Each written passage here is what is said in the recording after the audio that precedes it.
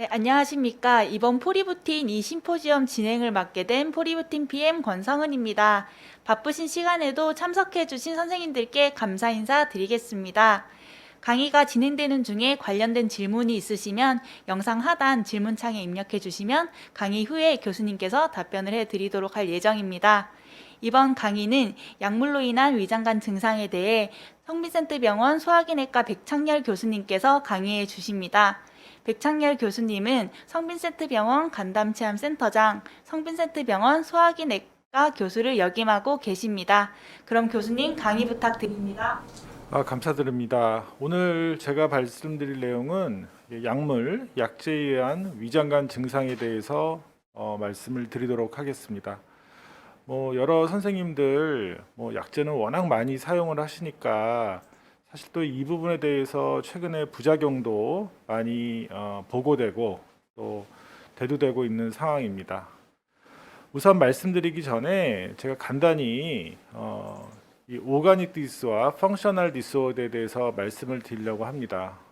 어느 분야에서건 기질적 질환과 펑셔널, 기능성 질환이 있습니다. 특히 저희 위장관 분야에서는 굉장히 중요한데요. 잘 아시다시피 기질적 질환은 암이나 궤암 같은 눈에 보이는 그런 질환이 되겠습니다.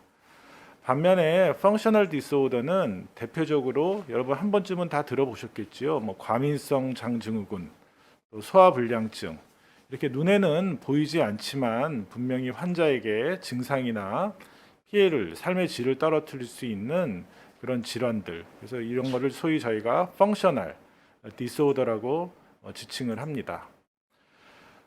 그래서 펑셔널 디스오더, 기능성 장질환은 약 치료가 주치료가 되겠습니다.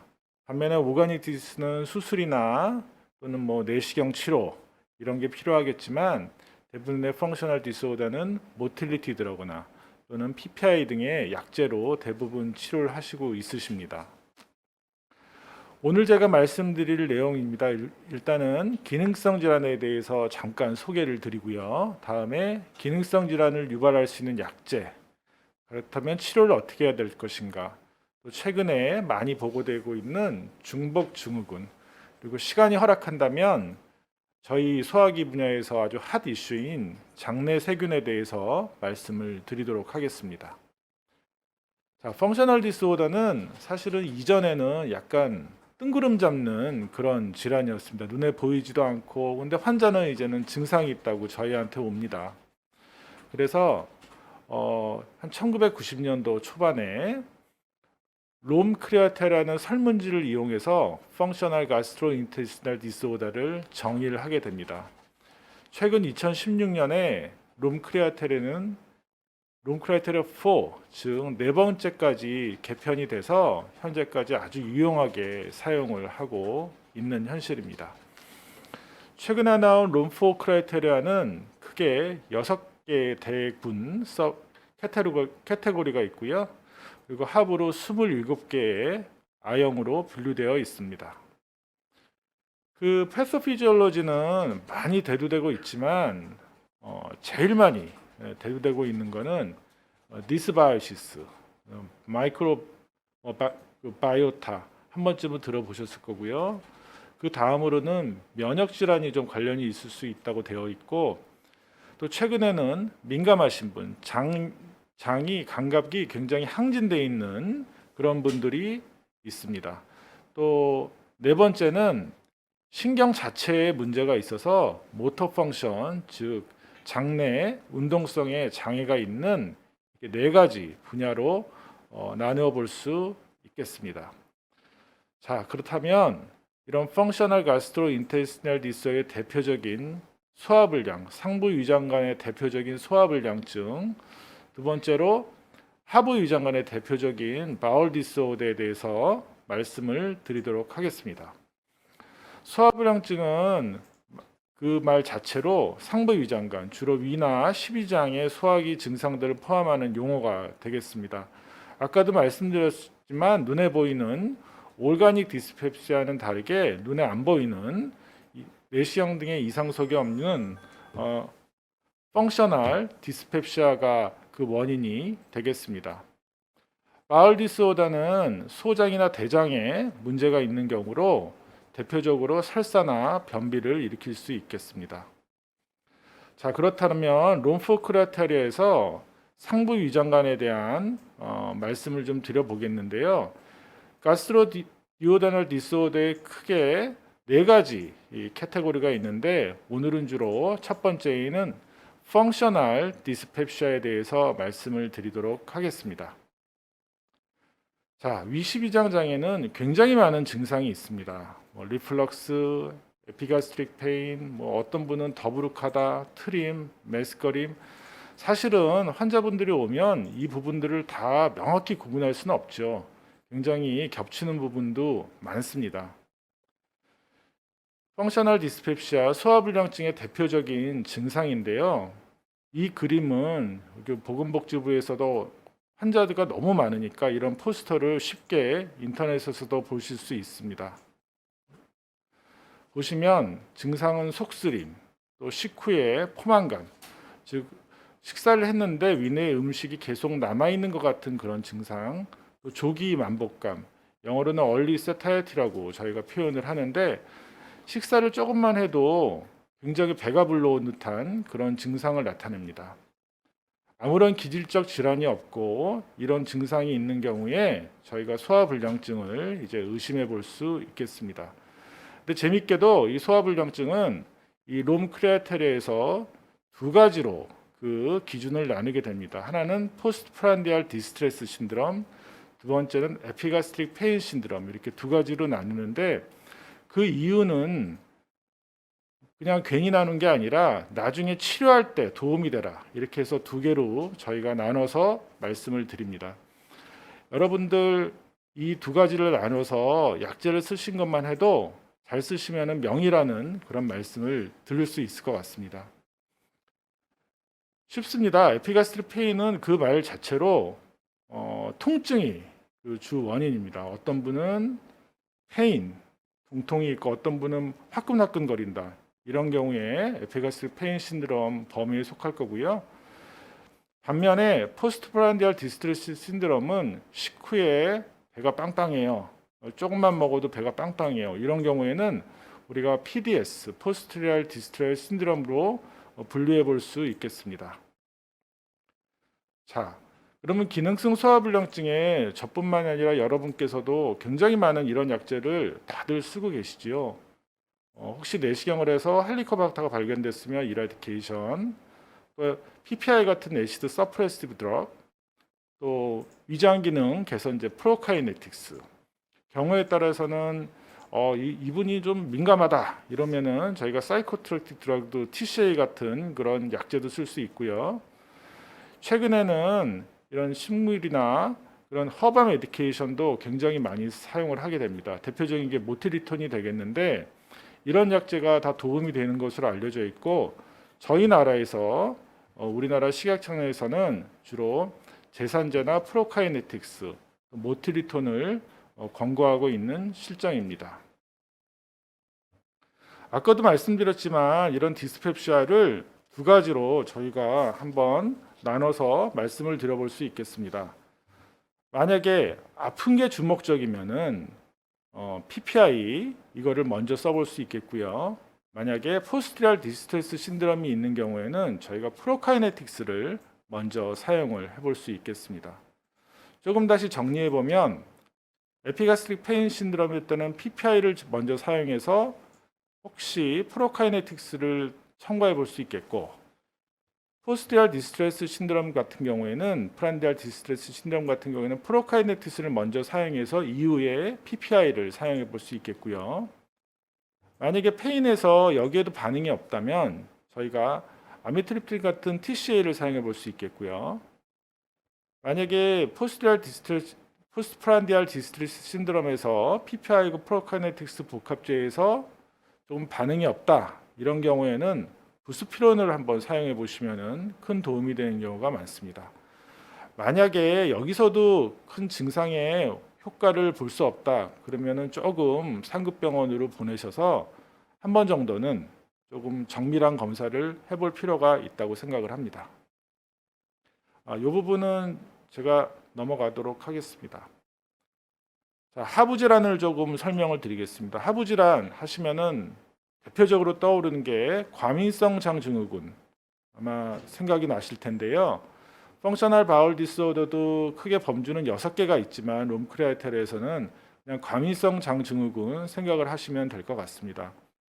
이미 롬포크리아테르에서 어떠할 때 과민성 장증후군이 정의가 되어 있긴 하지만 뭐 이 부분을 반드시 다 기억하실 필요는 없을 것 같고요. 관심이 있으시면 한 번 정도는 이렇게 봐주시면 될 것 같습니다. 과민성 장증후군의 약물도 굉장히 다양한데요.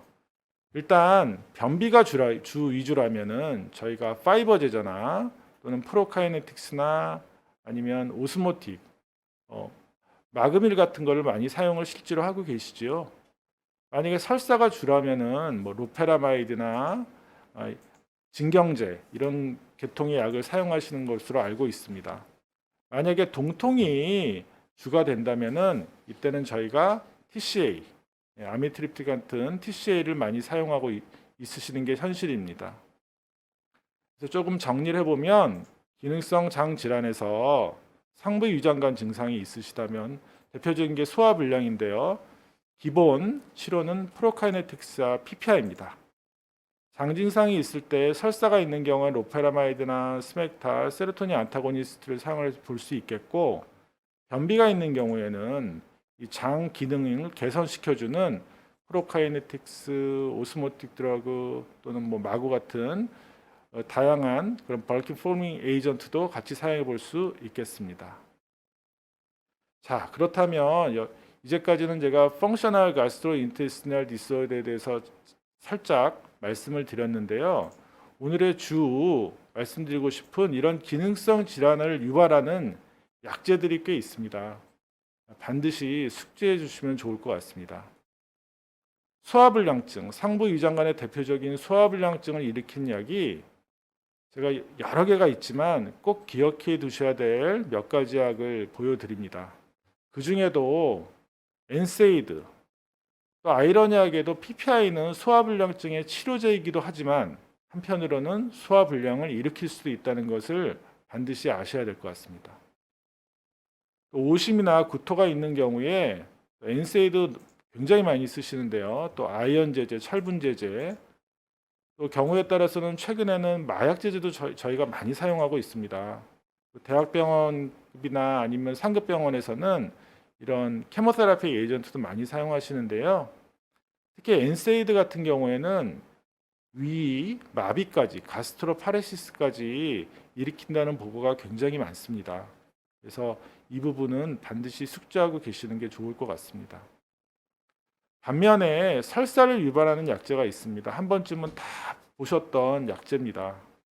근데 그 중에 오늘 제가 강조해 드리고 싶은 약은 보셔서 알겠지만은 엔세이드 또 PPI 제제, 설사를 유발할 수 있습니다.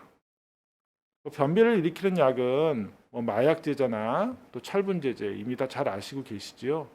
그래서 저는 위장관 증상, 특히 기능성 장질환이 의심되는 환자가 오면은 첫 번째로 약제 히스토리를 반드시 물어봐 주시면 도움이 많이 됩니다. 자, 한 예를 보여드리죠. 굉장히 흔하게 저희가 임상에서 볼 수 있는 그런 한 예일 것입니다. 70세 남자 환자고요. 관절염이 심하세요. 그래서 엔세이드하고 PPI 저희가 흔하게 사용을 합니다. 사용을 했는데 환자가 윗배가 더부룩하고 변이 묽고 설사기가 있다고 이제 오셨어요. 컴플레인을 합니다. 대표적인 기능성 장질환이 의심이 됩니다. 저희가 뭐 내시경을 했는데 큰 이상은 없으셨고요. 봤더니 상부위장관은 말씀드렸지만 소화불량증도 있고 하부위장관의 대표적인 장증상도 있습니다.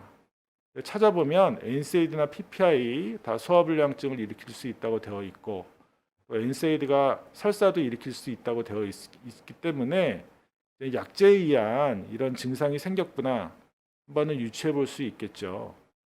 근데 문제는 환자가 관절염을 심하니 엔세이드를 끊기도 뭐하고 소화불량증이 PPI로 해결이 안 됐으니 또 PPI에 프로카이네틱스를 주고 싶은데 그럼 또 설사가 있을 것 같아요. 여러분이 이럴 때 어떤 약제를 쓰십니까?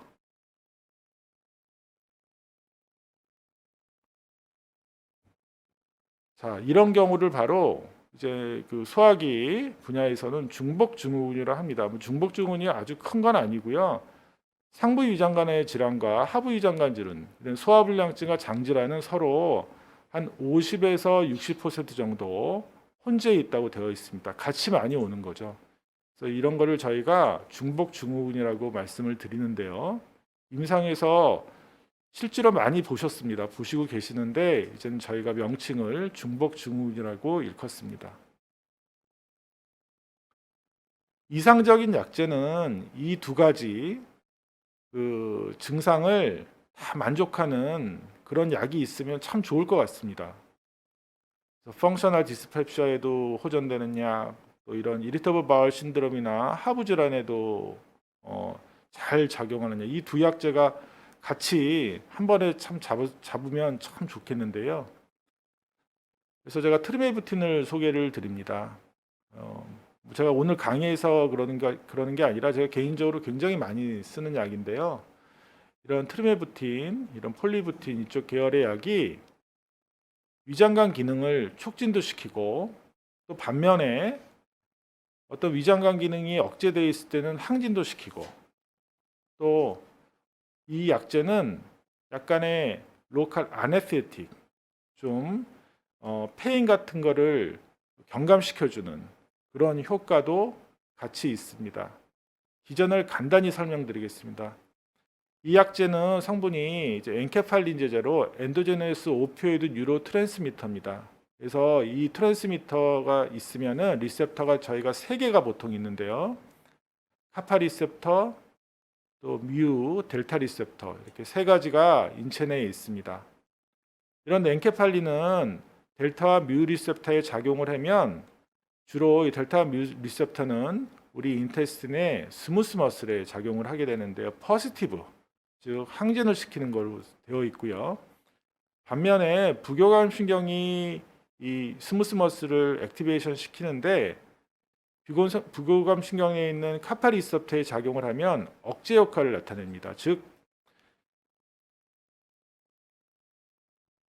만약 위장관 운동이 항진되어 있는 경우에는 위장관 운동을 억제시켜주는 효과, 또 위장관 운동이 억제되어 있는 경우에는 위장관 운동을 정상화시켜주는 효과, 이렇게 듀얼 이펙트가 다 같이 포함이 되어 있는 약이어서 제가 이 약제는 가끔 이제 박쥐 같은 약제다, 제가 이렇게 표현을 많이 합니다.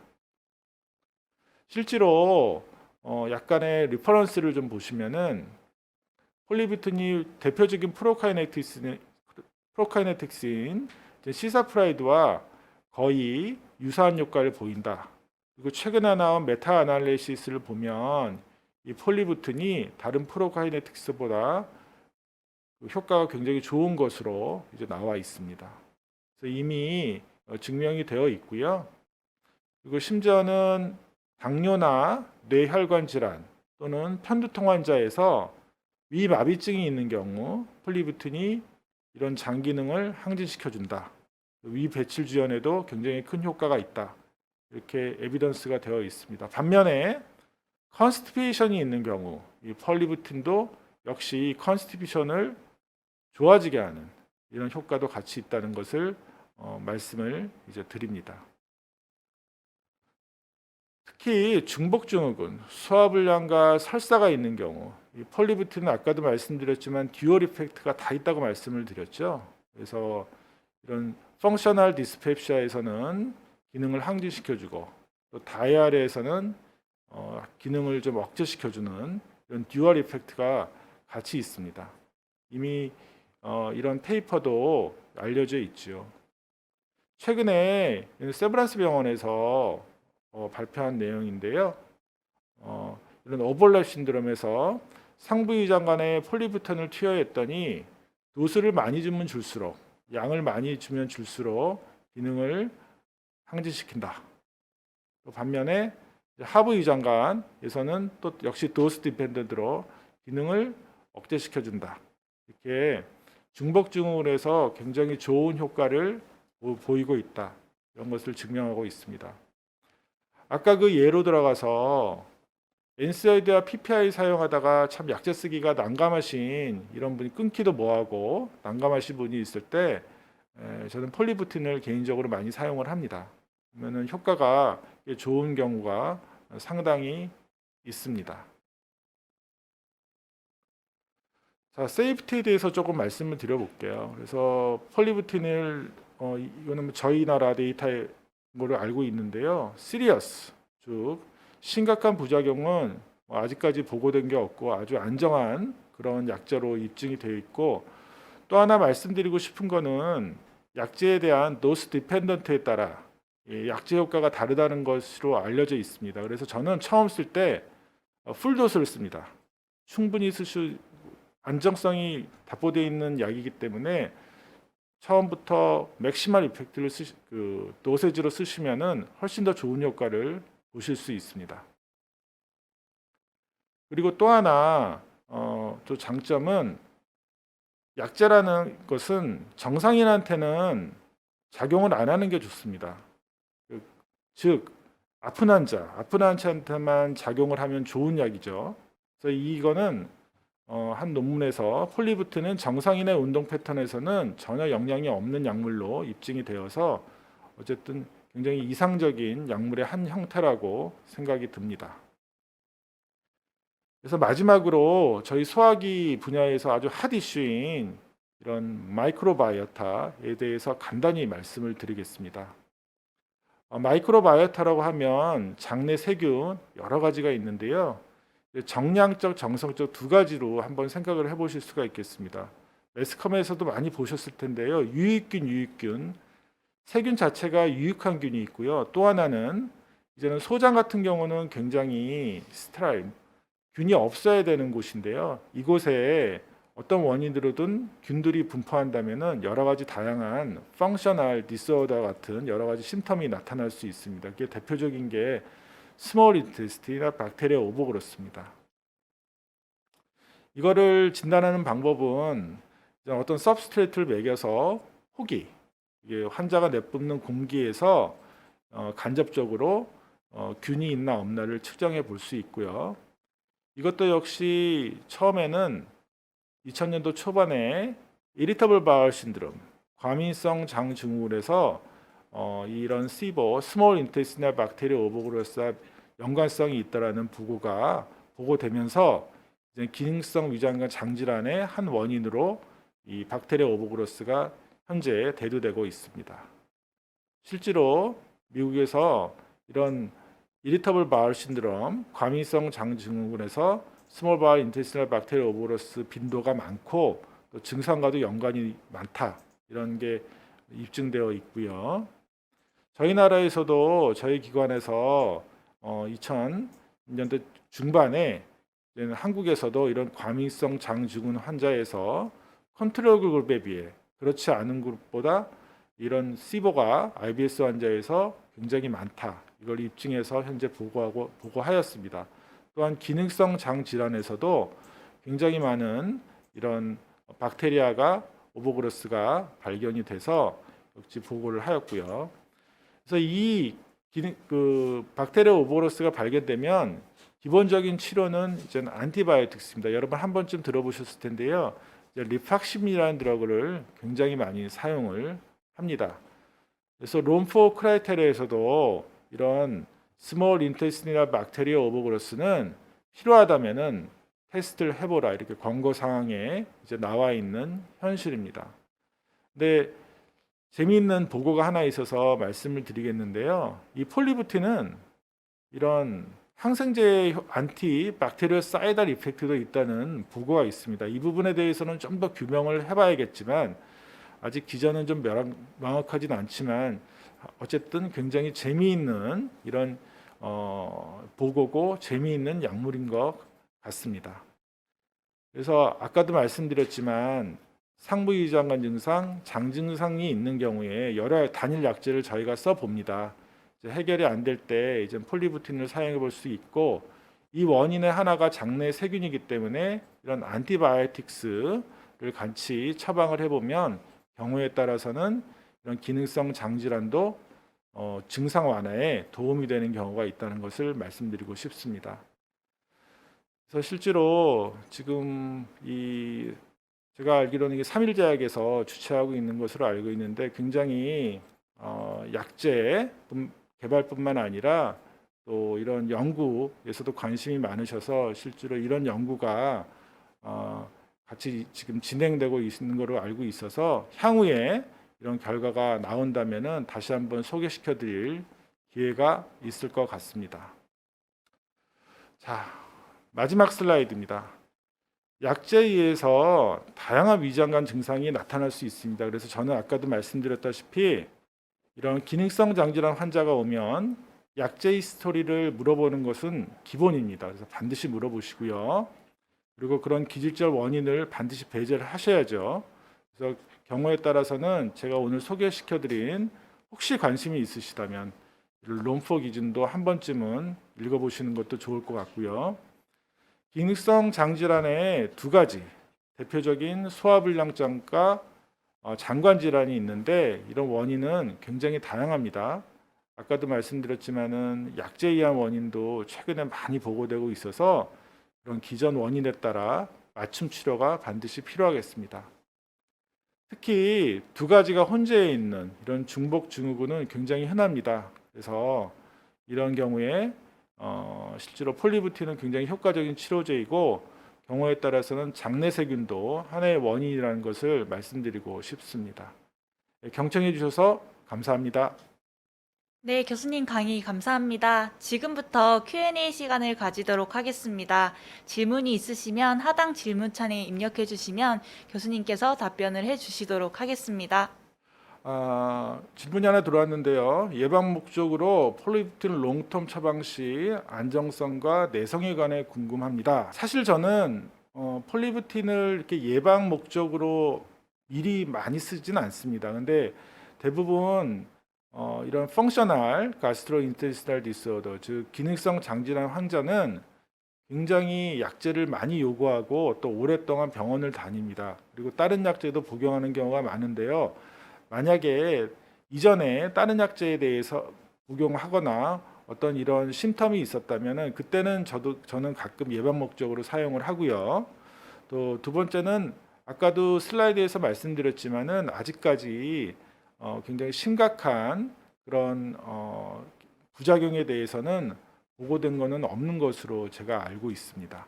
그래서 아직까지 뭐 내성이나 이런 안정성에 대한 부분은 그렇게 크게 걱정은 안 하셔도 될 약제인 것 같습니다.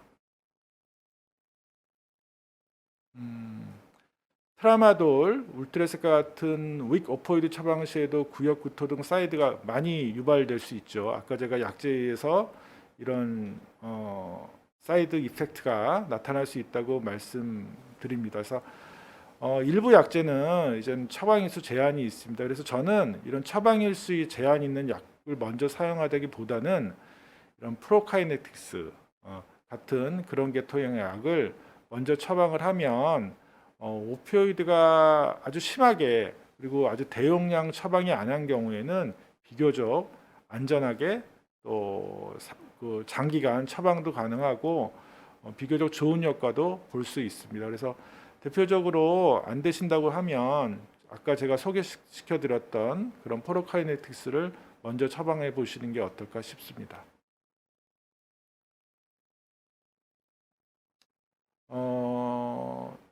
적절한 용량에 대해서 이제 하셨는데요. 아까도 슬라이드에도 나와 있었지만 약제가 노스 디펜던트, 즉 약제 용량에 따라서 효과가 좋은 약물이 있고 좋지 않은 약물이 있습니다. 근데 이 폴리부틴은 대표적으로 용량에 따라서 약 효과가 다른 약물입니다. 즉 허가된 범위 내에서 충분히 쓰실 때 최대의 효과를 얻으실 수 있습니다. 그래서 저는 처음에 만약에 온다면 환자가 오는 경우에는 대부분은 풀도스를 아마 600ml가 지금 그 허가된 풀도스로 알고 있는데요. 600ml 하루에 사용을 합니다. NSAID를 처방할 때 PPI를 많이 사용하시죠. PPI는 굉장히 좋은 약인데 최근에 많은 이런 부작용이 보고되고 있습니다. 문헌 보고도 꽤 많이 있고요. PPI의 대표적인 기전이 이제는 에시드, 위산을 억제해 주는 건데, 반면에 위산은 저희 몸에 특히 박테리아에 대한 어떤 프로텍티브 이펙트를 나타내는 애시드 그 인자입니다. 그래서 애시드가 없는 경우에는 특히 PPI를 장기간 사용하거나 또는 경우에 따라서는 저희 나라는 위암이 많아서 가스트렉토미를 하는 환자들이 많죠.